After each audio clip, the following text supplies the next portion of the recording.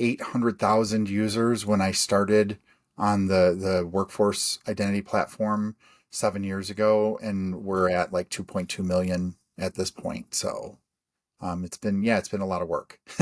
Those are big numbers. Yeah. ADFS has a built-in capability to query data from an LDAP source and then make that available as a claim to an application. Right. For the longest time, Entra didn't have that capability. And we worked very closely with Microsoft over a number of years, basically talking through this roadblock, because it was an absolute roadblock that we could not get past.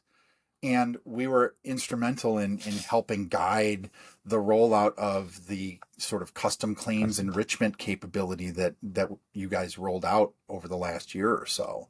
I know we spent a lot of time in meetings and calls with folks on the product side from Microsoft, talking through like, hey, here's how we're using it. Here's what we need to be able to do. So I'm happy that roadblock is now out of the way. It'd be such a big relief for you. Absolutely. I'm looking forward to it because I can decommission the 50 plus servers that we have running ADFS today. ADFS, and reduce that whole attack surface area and operational overhead and everything that goes with it, right?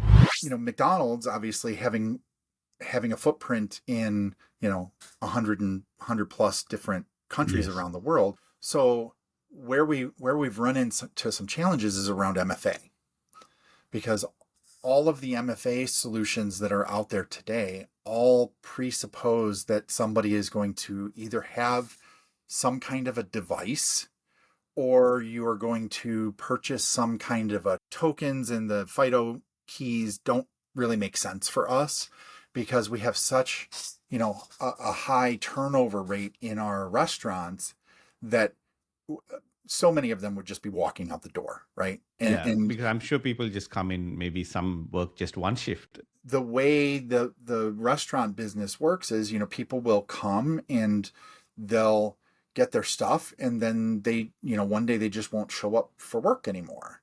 And so the risk there is, of course, if you're talking about like $10 a pop for for FIDO keys, and then you multiply that by almost 2 million users worldwide, it's a little expensive. Yeah, that's just the cost of just buying it, right? Like if you haven't even talked about administering it, like how do you get it to people, into their hands? Exactly. And how what do happens when they lose? We have 40,000 plus restaurants worldwide. Like what's the process for distributing those?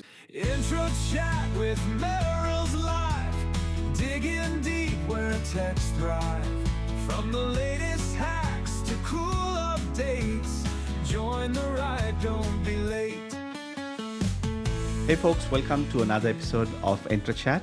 And this time I have a very special guest. I have George Roberts. George is the Director of Identity Governance and Administration at McDonald's.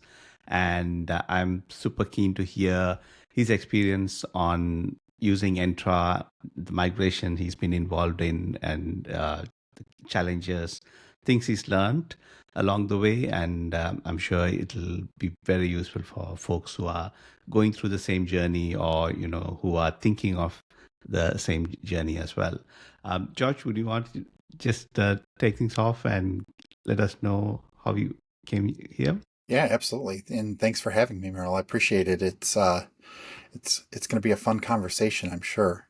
Just a little about me. I've been with McDonald's sort of off and on as either an employee or consultant for like 21 of the last 25 years. Done a little bit of everything. I started out on the corporate IT help desk. I've done, some software distribution and antivirus and all sorts of different things. And about, I guess it was 7 years ago now, I made my way into our cybersecurity organization and have been, leading various aspects of our identity and access team since then. And it's a really exciting and challenging space to be in at McDonald's, especially over the last 5 years or so, because as our our sort of digital efforts within the Oh, company yeah. have Yeah. accelerated, there's been a much higher need for us to have consistent, available, identity platform for all of these different initiatives to sort of, live on top of. So Awesome. Yeah. And there's a lot happening on the digital side as well. I can see from, the app that I use every day, I should, like my kids love McDonald's. And so I'm always there using the app and, ordering stuff off over the app and so on. So yeah, I can see that whole move. You have the overall like the loyalty program, and I'm sure it's expanded the digital yeah, teams as and well, right? what's interesting is I haven't really been involved on sort of the consumer side. My focus has really been around workforce identity. Uh-huh. Our digital team, our sort of our consumer side of things, does a lot of their own identity, of course, aligned with our cybersecurity policies. But they do sort of their own thing when it comes to identity on the consumer side because it's huge. Our global mobile app I think has 170 or something like that million Yeah, users. it'll be crazy. And so what I'm thinking is as those digital footprints expanded, you got more people who would be working on those, and your digital footprint in the cloud also would have increased, and you would need to make sure you secure all of that as Yeah, well, right? From yeah, from and a I workforce mean, perspective. if you look back at sort of the history of McDonald's, a lot of people see McDonald's as one big brand, which it is from a brand standpoint, but how the business operates is effectively a collection of a lot of different markets and companies that historically have operated very independently.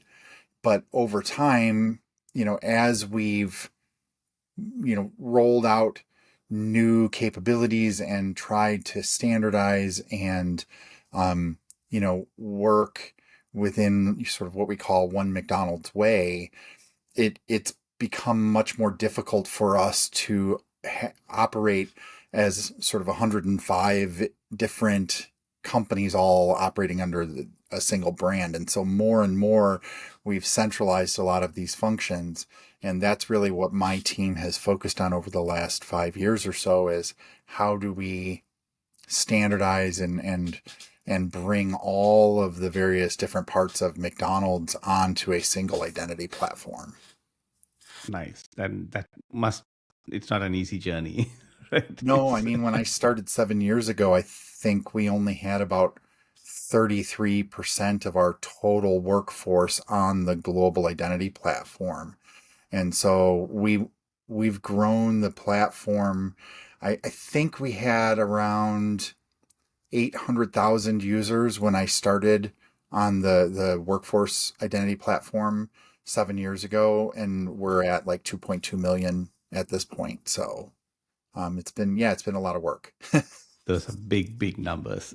Yeah, Cool. So tell us about the Entra journey, and I'm sure it was all on-prem, and you said you've been here like 20 years. So tell us about that journey and how or when the journey for Entra began, or sure. Azure AD, I'm sure at that time. Um, Yeah, yeah. I mean, the history of that, of course, is, um, we. You're absolutely spot on that we used to run everything on-prem, including Exchange, um, and then I think we were one of sort of the early adopters of Exchange Online, which was like the precursor to Office 365. Um, and I'm kind of digging into my memory vaults here a yes, little it's bit. been a while. But I believe, at the time when we were doing Exchange Online, all of Exchange Online was tied sort of to on-prem AD. That was like really before Azure AD came out. And then when everything sort of switched over to Office 365, it was tied into Azure AD. And so our sort of first dipping of our toes into Azure AD was around our migration from Exchange Online into Office 365. And so at that point, really what our concern was around, hey, how do we synchronize the on-premise users into Azure AD that need to be able to access and Exchange mailboxes because of the migration. But of course, Office 365 came with a lot of other things like SharePoint and, other services that kind of added on to it over time, and the scope of which users needed to be synchronized into Azure AD sort of continued to grow and grow and grow.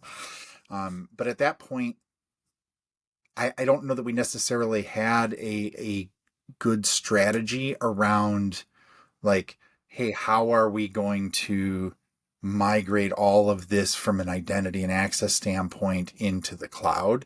We were still very heavily in, using ADFS, and really the thinking, I think at the time, and this is a little before I started in this, in this team, I think it was really all about, hey, we were doing what we needed to do to get people access to the things that McDonald's was rolling out.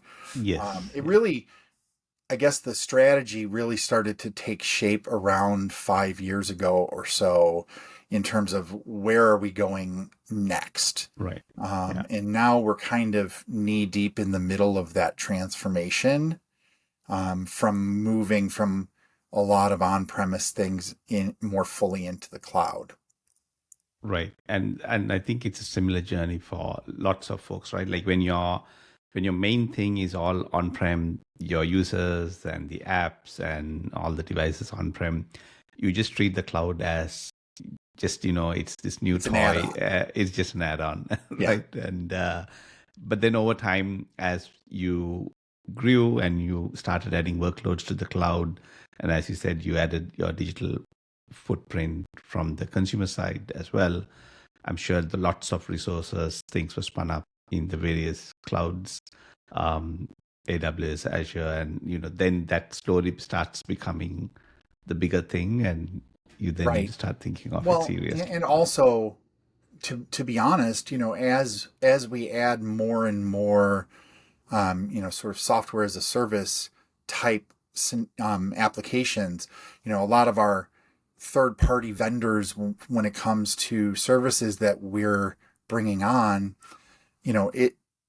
they make it pretty easy to integrate with Entra, where because it's they have a multi-tenant application that you can just kind of easily light up, versus the work that you have to do around getting them onboarded into ADFS, not to mention all of the sort of operational aspects of ADFS where you've got to run all of this infrastructure and you have to secure it and keep it updated and everything. So there's, the idea of moving to Entra for SSO is very appealing to us, but it's a big lift, right? Because when you have a company that has been sort of aggressive when it comes to how we've done some of these identity and access things in the past.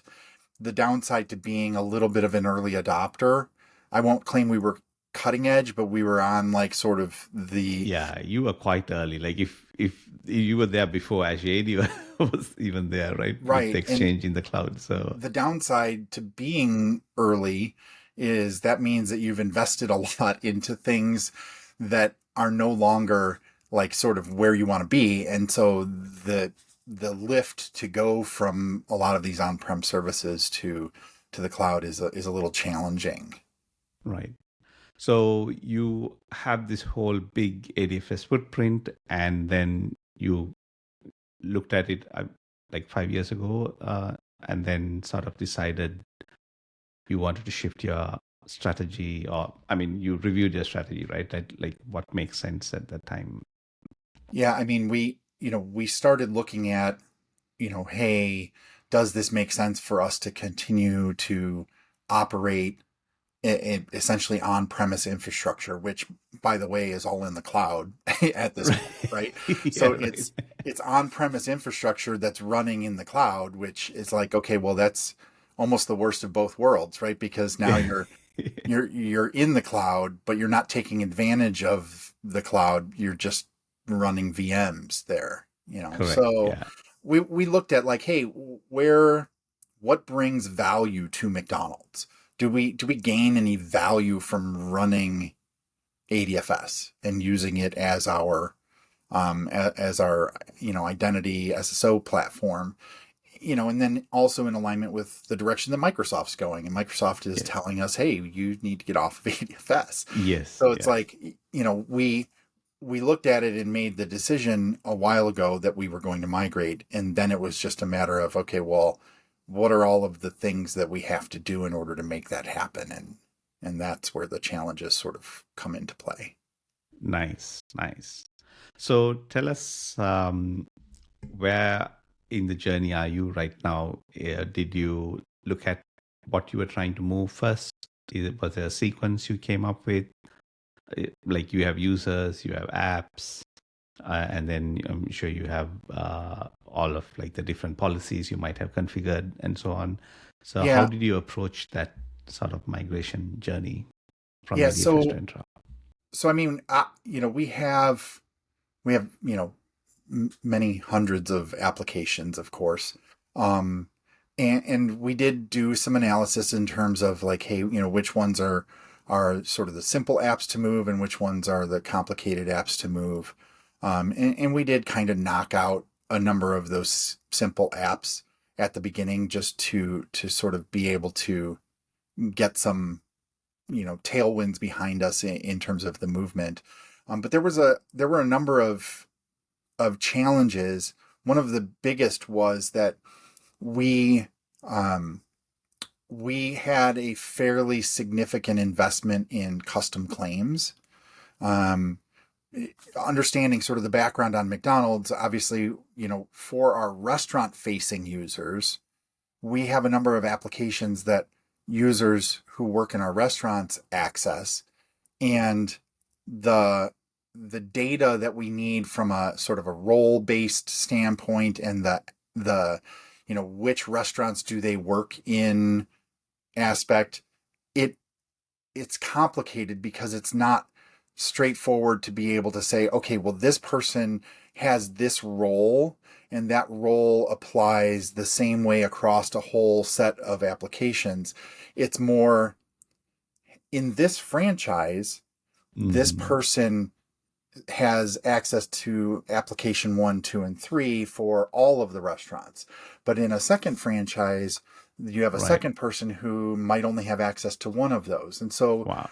the permutations of how these applications and how the access is done really varies. And so we Right. couldn't just take data and put it into the directory because there were just so many different permutations that limitations around how much data we could put into the directory and what format were just too complicated. And so what we had to do basically was build what we call our virtual directory service, which Nice. ingests data from a whole bunch of different places and then provides various different views of that data for the different applications. Well, with ADFS has a built-in capability to query data from an LDAP source and then make that available as a claim to an application. Right. For the longest time, Entra didn't have that capability. And we Yes. worked very closely with Microsoft over a number of years, basically talking through this roadblock because it was an absolute roadblock that we could not get past. And we were instrumental in helping guide the rollout of the sort of custom claims enrichment capability that you guys rolled out over the last year or so. Nice. So we were super happy to partner on that and to be able to help. I'm sure there were other companies that needed this capability as well, but I know we spent a lot of time in meetings and calls with folks on the product side from Microsoft, talking through like, hey, here's how Yes. we're using it. Here's what we need to be Yeah. able to do. And so I'm happy that that roadblock is now out of the way. Um, but that just goes to show like sort of the complex scenarios that we have around being able to migrate these applications from Right. ADFS. Yeah, because the sync forever, the option was you just synced all the data attributes you needed, and then you would pull it off into the claims from there. But then, as you said, you have like that, like it's dynamic, right? Based on sometimes the day the person is going in to the different franchise, his role might need to change, or depending on the store they're going. Right. So it's all dynamic, and you couldn't sync that sort of data Yeah, I across. mean, to give you an example, in the US has around 14,000 restaurants. And across those 14,000 restaurants, there are something like, and I'm giving sort of round numbers here, there's something like 1,500 different franchise organizations that run those 14,000 restaurants. Some of those organizations are fairly small. They may have, 3, 4, 5 restaurants. Some of them are large, 50 or more restaurants. And how those organizations operate really varies depending upon the size. Because if you have a small organization, you may have one person who's kind of managing everything and doing all of these activities in these apps. Right, And you may go in and say, I want to give them access to all of these apps right, to do these activities, right? But then in another organization, you may have said, well, our organization is too big. This one person can't do it. So we're going to assign one person from each restaurant to manage things in those restaurants. in the restaurant, right. So for us, the interesting thing is the franchisees, the restaurant organizations are almost like little self-contained businesses that get to make a lot of decisions about how they operate and how the access to their data for their organization is managed and accessed. And our platform has to support all of this flexibility, Right. and sort of traditional off-the-shelf enterprise identity management systems Yeah. just don't, I mean, they get pretty close these days, but there's still a lot of nuance and complexity that we have to account for, which is, kind of what keeps me having a job. So, Yeah, yeah, and the extensibility is a big part of that, right? With Entra, it didn't have that extensibility option for a long time until quite recently, and I love the fact that that Entra team, they work with folks like you, because then we take the most complex scenarios and make sure when the feature is built that it does address those, and what we would have wanted to avoid, like as Microsoft would have wanted to avoid, is build something which doesn't meet your need, right? And you, if the feature is there but you can't use it, so it's better to spend the time and make sure it works the way you would want it to work, and also meet the needs of others who would need the same thing as well, right? Not make it too complicated as well, because as we move to the cloud, one of the things they always look at is not to just bring everything over and replicate things, because it works in a different scale in the cloud. And so these features need to be built to be cloud scale, because like it'll be rolled out to millions of tenants and and be usable, from all those different types of use cases. yeah. And I think one of the things that I'm really pleased about, and this is not just an Entra thing, but it's sort of an industry-wide philosophical shift, is as we've shifted more things to the cloud, the vendors who are making their services available through the cloud have realized that they need to build them with an API first mindset versus sort of on-premise technology was, I mean, yeah, there were SDKs and API endpoints and Yeah. things like that you could probably, talk to, but that was sort of an afterthought. Yeah. And a lot of times you ended up having to really self-solve for, how things worked and to be able to sort of put the pieces together. And now the nice thing is that even if you have a service that does a lot of what you want it to do, but if it's not quite 100% of the way there, it's much easier to sort of build experiences and build tooling around that, because you know that everything that you is available through the native interfaces is available via API, because they're all built that way from the ground up. And so it's much easier to take things sort of off the shelf and then really only have to build the pieces that are the last mile, so to speak. Exactly, yeah. And API first mindset is super important. Like even if you don't have the UI, you should first come up with the API and then build the UI and other things later on. Because it's like so many things, from DevOps to even from helping with cyber, like the security side of things, to configure and manage tenants, and everything else is important.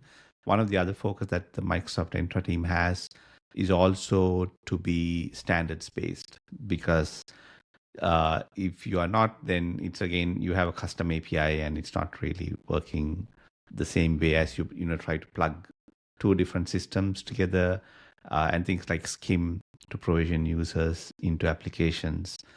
They are really important, because you can't, like I'm sure you get so many suppliers of different apps that you are bringing on board, and like the ones that might not have SCIM support, it's a lot harder to set them up. It takes a little bit long for you as well, right? Oh, absolutely. I mean, there are some apps where we've had to build whole sort of API infrastructure in the back end in order to be able to do effectively what you could do with SCIM, because that particular application doesn't have it. So we are always on the lookout for, as we're evaluating vendors for whatever the scenario is, when the parts of our business are looking at different vendors, we always love to be plugged into those processes, because we can give some guidance on like, hey, if you have two vendors who otherwise are roughly the same, but there's a differentiating factor in terms of how many standards they support from a provisioning standpoint, that's a game changer in terms of the implementation cost and complexity.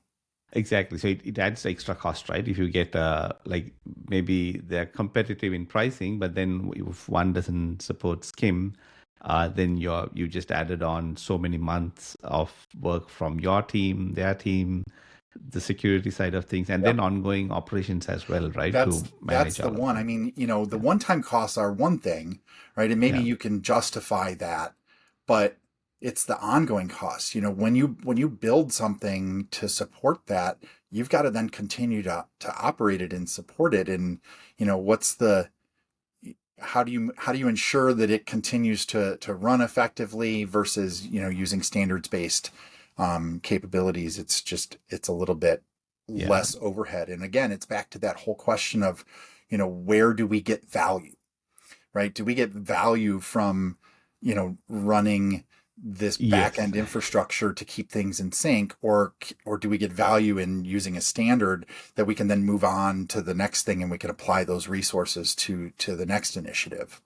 Absolutely. Yeah. It's a no-brainer when you look at it from the other way, but like our ISVs and the vendors, it's a thing that we need to get them on board with. So any ISVs listening, implement SCIM, add support for these open standards for your apps. It'll be a game changer for customers, right? Absolutely. I mean, and that's not to say that we won't do that custom work if we have to, but I would much prefer to be able to plug in using standards where we can. And honestly, like you said, it's going to be a differentiating factor in decision-making processes around whether or not a vendor gets selected. Right. Absolutely.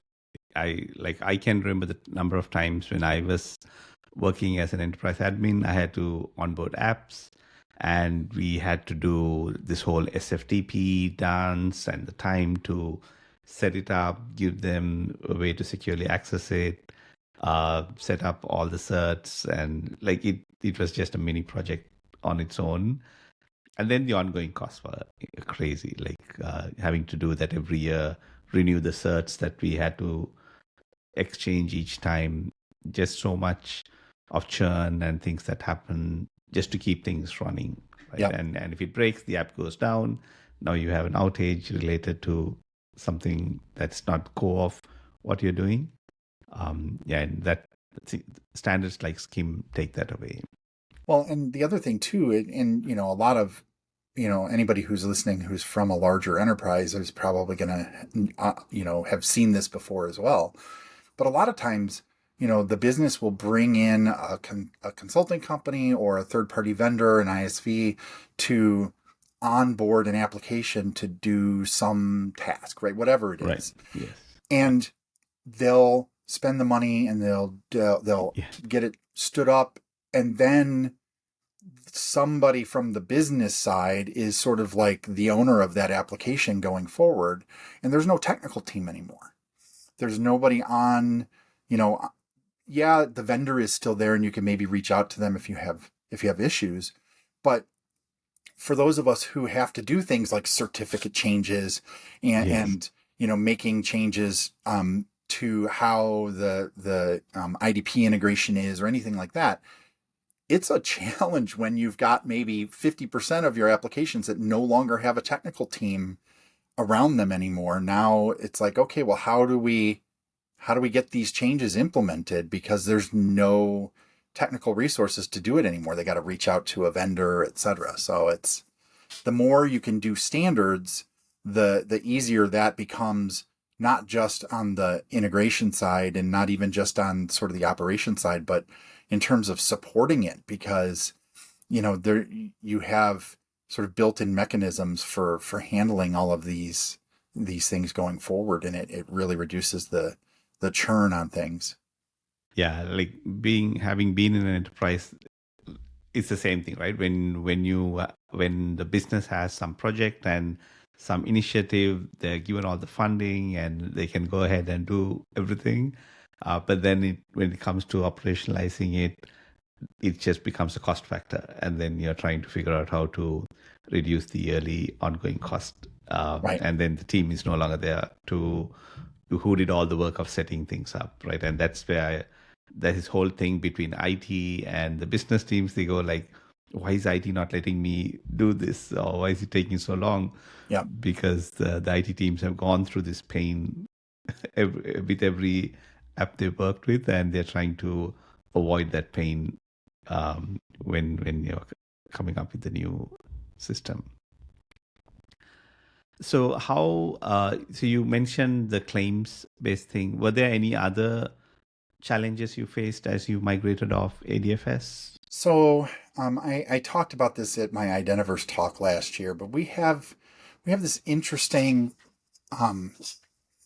we have an interesting challenge, and really it kind of comes down to how many of our workforce are sort of frontline workers who number one, many of them don't work for us. They work for our franchisees.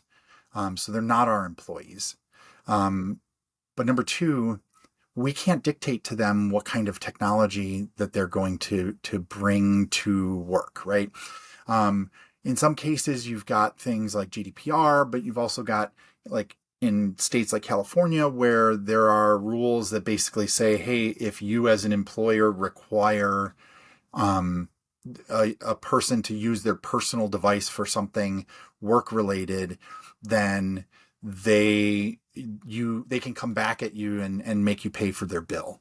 And I'm not a lawyer. I don't know the specifics around that, but that's at a high level, that's the gist of it. And so, McDonald's obviously having a footprint in, 100 plus different countries around the world, the legal and cultural scenarios in all of those countries are really trying to normalize and harmonize that to a system that makes sense for everyone is really challenging.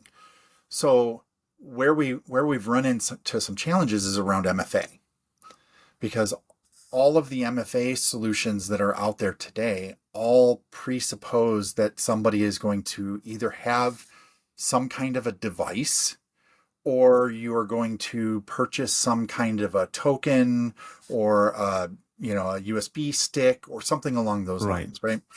And those things, the tokens and the FIDO keys don't really make sense for us because we have such, a high turnover rate in our restaurants that so many of them would just be walking out the door, right? And Because I'm sure people just come in, maybe some work just one shift and then they don't. and I mean, not because people are trying to walk out the door with them, but it's just like, the way the restaurant business works is, people will come and they'll get their stuff and then they, one day they just won't show up for work anymore. And so the risk there is, of course, if you're talking about like $10 a pop for for Yes. FIDO keys, and then you multiply that by, almost 2 million users worldwide, it's a little expensive. Yeah. That's just the cost of just buying it, right? Like if you haven't even talked about administering it, like how do you get yeah. it to people into their hands? Exactly. And How what do we? happens when they lose? We have 40,000 plus restaurants worldwide. Like, what's the process for distributing those? We'd have to source them and then somehow distribute them to all of the different restaurants so that they have them on hand. And then how do you register them? And it's just kind of a nightmare, right? So, but we also can't tell the users, hey, you have to use your own smartphone to use something like Authenticator, or to even to use SMS. any kind of like SMS based, even if we wanted to say, we know that obviously that SMS is not as secure, but maybe for that particular set of users, it's a reasonable risk, but we can't require it.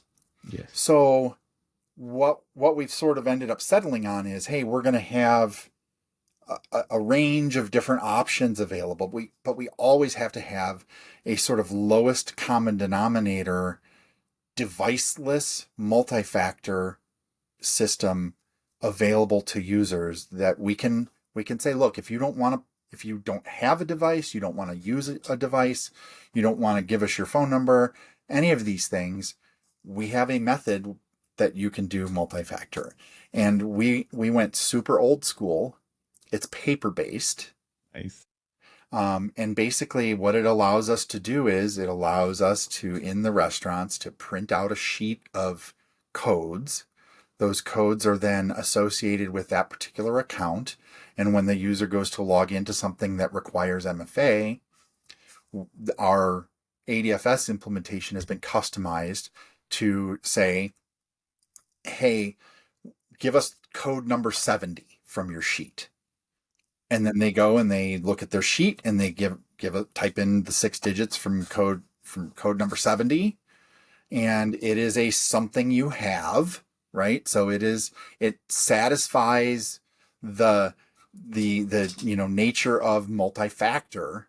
Yeah. I mean, is it great? Is it, I mean, do we really want everybody to have to print out a sheet and carry the sheet around with them? No, not really. But the interesting thing was that we asked and we talked with tons of different vendors, and everybody was like, yeah, there's nothing else out there that you can do that isn't going to require you to either buy something to give them or them to use their own device. And so we had to sort of self-solve for this. But that was, getting back to sort of the migration to Entra ID, it was, and still to a certain extent is, a blocker for us, because up until recently, there was no way for us to integrate this paper-based system into Entra's MFA. We want to be able to migrate to Entra for SSO for these users, but we can't, because right now it's only in public preview, but yes. It is coming, but up until recently, there wasn't a way for us to integrate it. And now there is, which is, again, kind of like the custom claim solution, something that, I've been, kind of badgering some folks on the Microsoft product side, all the way up to folks with VP in their title, for a couple of years, like, hey, you guys announced that you were going to be doing this a Yes. while ago. Where's it at? It's kind of a blocker. Yes. So I was super happy to see that come out, and I'm really looking forward to when it comes out of public preview, because we don't typically implement public preview stuff. Right. Yeah. And that's an interesting feature because it was one that I was closely involved in when we were building it. And it was an interesting feature. So this is Entra's external authentication methods, which will allow third-party vendors, where it's not just Entra's MFA or SMS, you can plug in any other solution. There used to be this thing called custom controls before, which had a lot of limitations. You couldn't use it in conditional access or use it for SSPR and things like that. So it took a while to come up with the right way and the right approach. And also at the first one with custom controls, the vendors had to be in an allowed list. So in a special the program. people who could implement it. So for example, if you wanted to build your own custom thing for McDonald's, you couldn't do it in that model, or it would have taken even longer. But the new thing with Entra external auth methods, they try to address all of that and make it standards based as well. So it did take some time for it to get baked. Absolutely. And I joke that I was hounding people about it, and I was, because it was a need for us. But I understand it, right? It's a complicated thing that you want to try and get right, because you're allowing people to plug into an API. And once you start having third parties plugging into that API, you're kind of committed to that direction. And it's a much bigger lift to make significant changes. Exactly. Once you have customers and users and partners who have built their solutions built on it. But customers like you and everyone else, the user voice, your feedback on what is important to you, those really help the decision makers as well, right? To say, yes, we should. So for everyone listening in, any feedback you want, you might think it's going into some black hole where no one's reading it, but these all go into metrics. And obviously there's a different weighting between you telling something from McDonald's versus someone just putting it in the Entra portal, right? Like clicking on the feedback. But those get counted as well. And those are all data points that I use to to look at prioritize it, because there's only so much the engineering teams can build. Absolutely. And they need I to know decide that well. between... That's how our team has to operate as well, right? Because we have 100+ markets, and they all come to us with, hey, we really need the platform to do this. We really need to be able to do that. And it's like, I understand the request. I understand what it is they're asking for. But like you said, that we only have so many resources and so many hours in the day, and I have to be able to prioritize the work the team is doing. So and you can't just scale with unlimited number of people as well, because that'll then just slow down everything when you have such a big org. The external auth method was also interesting because that was one of the features that I worked with, where we also had the various ISVs involved. So it's not just Entra team building a feature and saying it's done. We had to work with folks like RSA, Cisco, Duo, Ping, and they would do the implementation. And then we had to bring in the customers to test it while these were in private preview. So it was not as simple as just an Entra feature you would just deploy and turn on. A lot of those vendors, if not all of them, already had integrations with custom controls, right? Yes. So, you had to make sure that what you were delivering with this new capability was as good as or better than what you had before, because they didn't want to have a regression. So correct. Yes. Yeah. So that's there. So the neat thing that I really love with the new one is you can build your own custom auth method as well. And in a later podcast, I'm actually going to bring in someone I worked with during the preview time. He built his own one, and he's even shared it on GitHub. So I've already built one too. So right, I remember that's when you pinged me, right? You were trying something, and because here's the thing, I wanted, my team we weren't ready yet to make this transition with the McDonald's paper-based solution because number one, it was still in preview, and I wanted to make sure that we weren't going to build something against the preview APIs that might change, etc. But I wanted to make sure that like, hey, I understood how this was going to work, and that when my team was ready to take this on, that I would have kind of gotten past some of the hurdles. And there were some, it was really early. I literally started working on it, I think like the day that it got announced. So some of the documentation was still really early. There were some things that just weren't quite clear on exactly how to implement it, which makes sense, right? You guys would have, as you were working with the various different ISVs, they had somebody that they could talk to and be like, okay, well, we got to do this or this. Yes. Yeah. And that didn't translate, into some things in the docs, but I worked my way through it after a while. And yeah, I mean, it's up and running, and I use it to actually log into my own tenant on a regular basis. So, wow. So yeah, I love it when like you are doing like you're managing the team and all that, but you're still going hands in and like playing around with the APIs and building stuff. Yeah, well, and I'm looking at maybe even just spinning this up as like a little side project service, because not that McDonald's can do it themselves, right? But there might be other companies out there who have a need for a deviceless type solution as well. So I'm thinking about it. So nice. Looking forward to it, to seeing you launch that. I'm sure lots of people's ears are like, because the frontline workers and these scenarios are like very critical to those folks, right? Because every minute a frontline worker is not doing their job selling and they're doing some IT or admin stuff, it adds up, right? Like you're not making revenue, it's more cost on the business. So it's really critical that like everything just works seamlessly for them. And they have very low tolerance for any technology that doesn't work, letting them get to the app that they need as part of their transaction. And I think for us, a lot of the scenarios are really around like, how do we protect access to things that are like, for instance, we have a certain number of our restaurants that are owned by McDonald's and operated by McDonald's as a company. And so the people that work in those restaurants are actually McDonald's employees. So they're in our payroll, they're in our HR systems. We want to be able to give them access to those things the same way we do for our sort of corporate staff employees.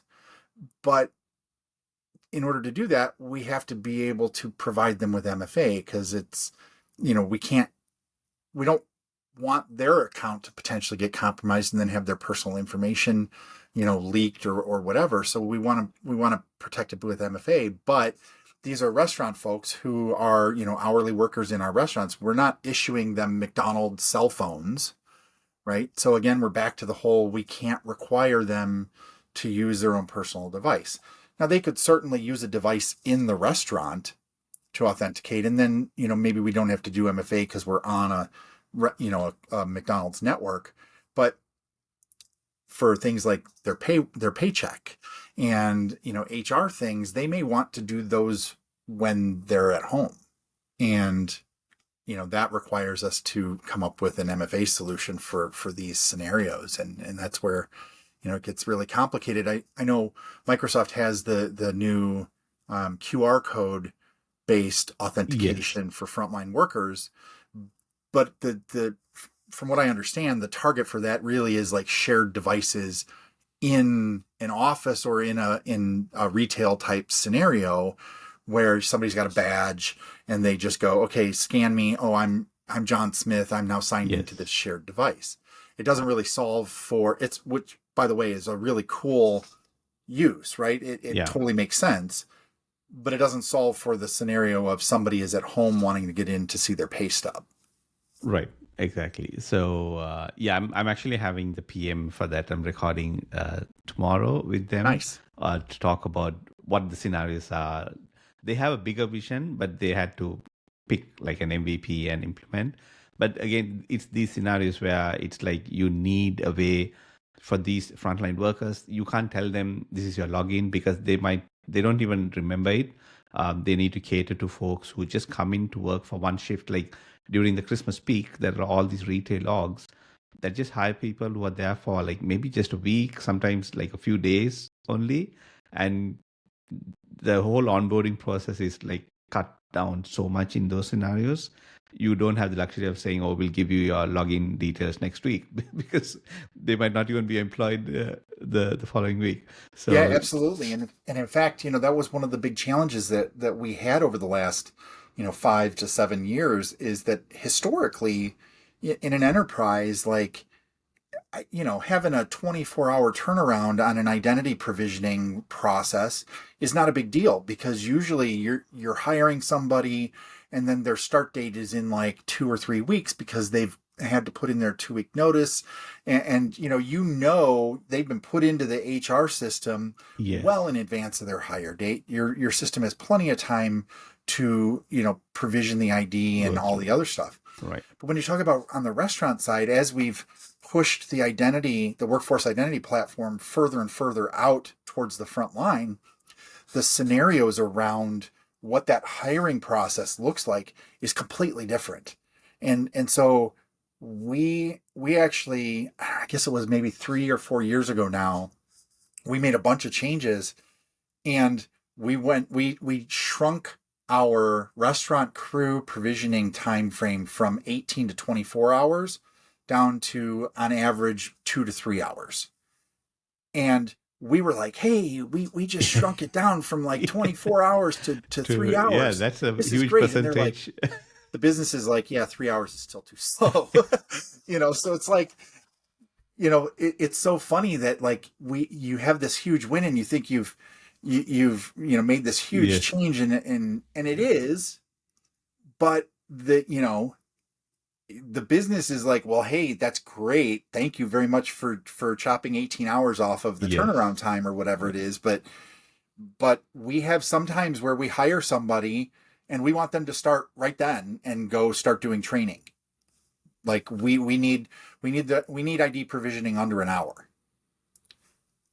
And that requires us to really rethink how our entire platform works, because some of the flows and the pieces to this have existed for years and years when the requirements were completely different. Yeah, and so, it was that's built kind for of a where we're different at. age, right? Like Right. when it was all on-prem, people had to physically come in, and as you move to the cloud, it's like all completely changing. And COVID changed things a lot for a lot of enterprises, but I think you would have faced some of these even before from a frontline worker perspective.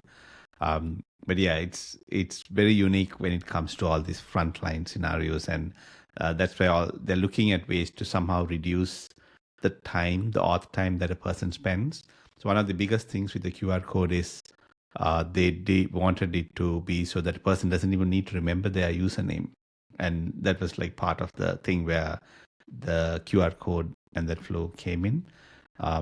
Because it's a different scenario. The apps they use are also limited in terms of what they need to do when they're selling things. Maybe it's just price lookups and so on, depending on the scenarios. And then having a way for them to be able to get to that quick key things.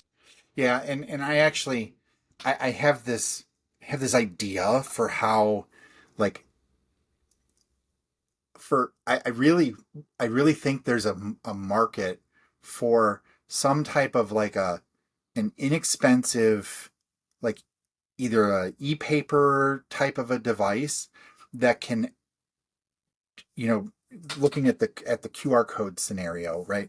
The idea is, hey, we're going to print that on a badge, and then they'll have it with them because they've got their badge and they just use that to log in. And it's cheap, right? Like you lose it, you generate a new QR code, you print it, put the sticker on it, and like you can do it for every shift, even if they wanted to. Right. So that's what I would love to see is, and there would be more cost to this, obviously, because you'd have to invest in it, but a multifunction device that can both act as a name badge that's programmable, that acts as a name badge, but that also can have the QR code on it and can also have like a TOTP generator inside of it as well, so that you have one device that acts as your essentially your security key. And hey, if you really wanted to, you could put FIDO in it with NFC, like maybe there are different versions or whatever. But the idea being like it would be easier for us to sell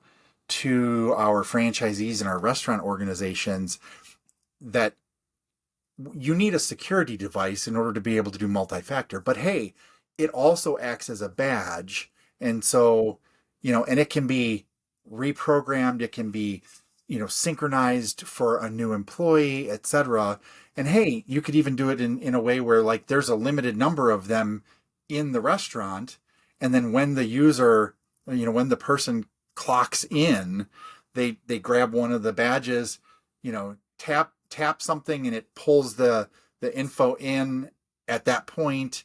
And then when they're done, when they clock out, they tap to clock out, and something along those lines, where you have this fully integrated system where it's worth the investment in a device because it has multiple functions. Right. It's not just a separate thing that you need to do, right? It goes into the existing process of maybe the cards they hand out and so on. Yeah, and like I said, if you tied it to a time clock type of a scenario, maybe they punch into a time clock and then they, check out a badge essentially for that shift, and they scan a QR code with it or do NFC or something on it where it will sync the information over to it. They use that badge for while they're on the clock, kind of a thing. Anyway, there's one of the interesting things that I found is that most vendors, tend to think in terms of, hey, everybody's got a smart device and we can just tap into that and we can use that. Yeah. And, when you have 2.2 million users spread across 100 plus markets, you come to realize not everybody has a smart device. Yes. And even if they do, not everybody is willing to use it for work. Yeah, and not just willing, like, in Australia, we have labor unions and there are rules that you can't expect them to use anything. Like, even if it's SMS, we know everyone has a phone. You cannot mandate that they should use that, right? Like, which is why we offer it as an option, but we always have the paper-based as the fallback because we can't mandate it. Like, we have to say, well, it's here if you want to do it. And, it might be easier to do with your own device, but you don't have to. We have this option for you. So. Yes. Yeah, that's true. Awesome. It's been fascinating chatting with you, George. Like, I could go on. I want to find out what aspects of, say, for another organization that's going through this journey for, Entra, migrating, and so on, what advice would you give to them? So I guess, a few things. One is don't forget your organizational change management. It's not just, and it's not even primarily a technical exercise. It is more of a business and organizational change management exercise than it is anything. It is amazing when you make sort of some of these significant technical challenges, how many crazy out of the ordinary scenarios come out of the woodwork that you don't find out until something breaks. And if you don't do a good job of socializing what the changes are going to be, why you're making the changes, what the impact to user experience is going to be, making sure that users know like what this means for them and why we're doing it, super important. Just as as an example of that, using ADFS, everybody is used to logging in with a username and password, not their UPN. Most people don't even know their UPN. Yeah. Right? Now, of course, for those of us who are sort of corporate staff people, our UPN is our email address. That's pretty easy. But that's a fairly small percentage of our overall users, right? we have 2 million plus users. They all have UPNs, but Yes. most of them don't have mailboxes, and so they don't know their UPN. So one of the big changes moving from ADFS to Entra is you need to know your UPN, right? Yes. Because otherwise Entra's not going to know which tenant to use to log you in. But then you look at sort of the nomenclature, right? And the nomenclature that is used by Entra for the login is enter your email. Well, if you're somebody who doesn't have an email box in the tenant, you're going to look at that and you're going to go, you want my personal Gmail? email. Yeah, You exactly. want my Right. Gmail address? Yeah. Well, that's not going to work, Yeah. right? So, these are all, I mean, yes, there's a technical aspect to them, but it's really about the communications and the change management. And hey, how do you customize the login screens in Entra to present the right nomenclature that people in your organization are going to understand?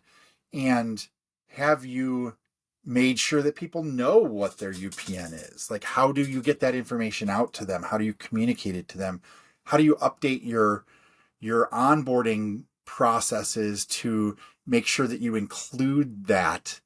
There's a lot of moving parts, but really, to me, that's number one. And then number two is it's going to take 5 times as long as you think it's going to. Now, let me be clear. If you're a smaller organization and you have sort of much more straightforward needs, that may not be the case.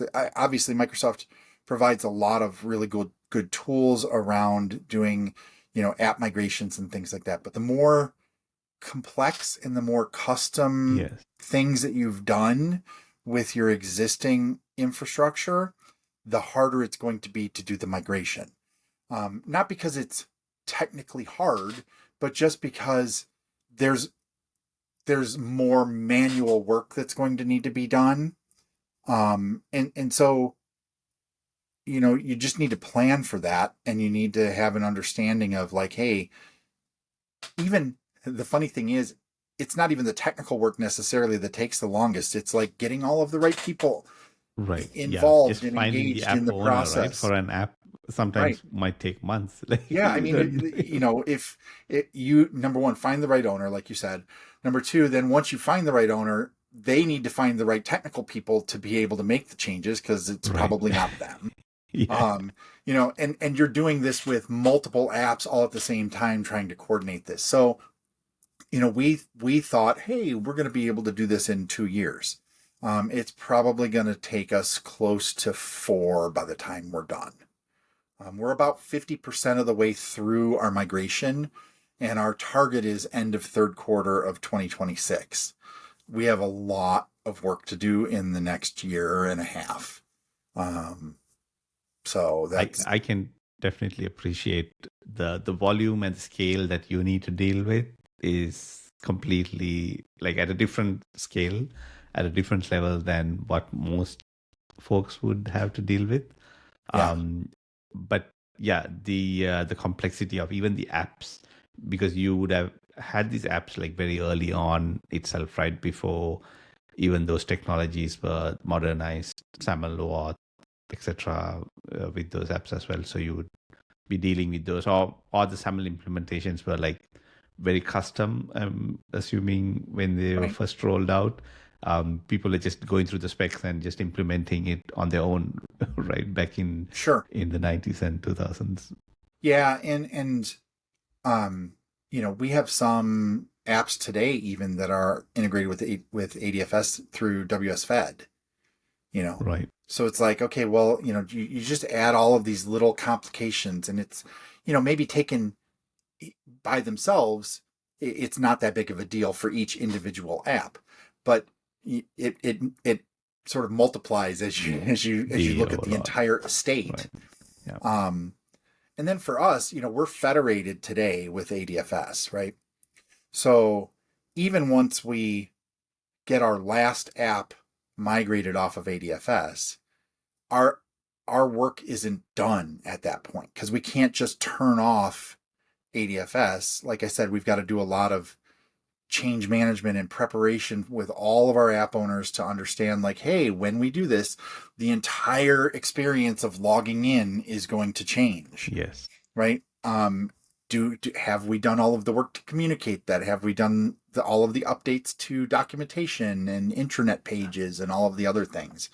So, the technical side of things is one piece of it, but the overall change is really much bigger than that.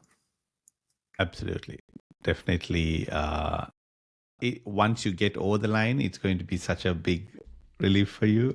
Absolutely. Absolutely. I'm looking forward to it because I can decommission the 50 plus servers that we have running ADFS today. ADFS, so. Yeah. And reduce that whole attack surface area and operational overhead and everything that goes with it, right? Yeah, absolutely. And if you do it really well, the business and users wouldn't even know what you did. Right? It'll just be seamless for them. That's the hope, right? Is that we try to impact the businesses as little as possible. I mean, I think, everybody needs to understand going in that there's going to be impact, right? It's a big enough change that it's not something that you can really do without anybody noticing.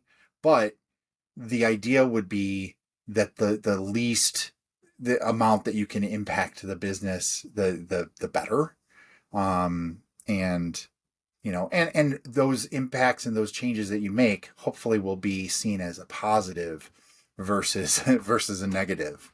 And I mean, I think the experience of logging into an Entra ID app is, while it's different, it's nice, it's clean, it makes a lot of sense. It was built to be cloud native versus being something that was built on premise in a time when the web was still relatively new. Yes. So a lot of lessons learned there have gone into those changes. So yeah, we're really looking forward to it. Awesome. George, it's been an absolute pleasure to have you on the show. And thank you for sharing so much wisdom and knowledge to all the folks who are listening and learning in. There are folks who are very early in their career in IAM and knowing the challenges you've gone through as a veteran and how you address them at this enterprise scale. It's really invaluable and would help so many folks along with their journey as well. I appreciate you having me. It's a great resource, and love the show and look forward to engaging with anybody in the industry. If feel free to reach out. I'm on Blue Sky and LinkedIn, and I'm going to be at Identiverse speaking again this year. So, nice. Look forward to talking with peers and others in the industry. Awesome. Looking forward to the talk.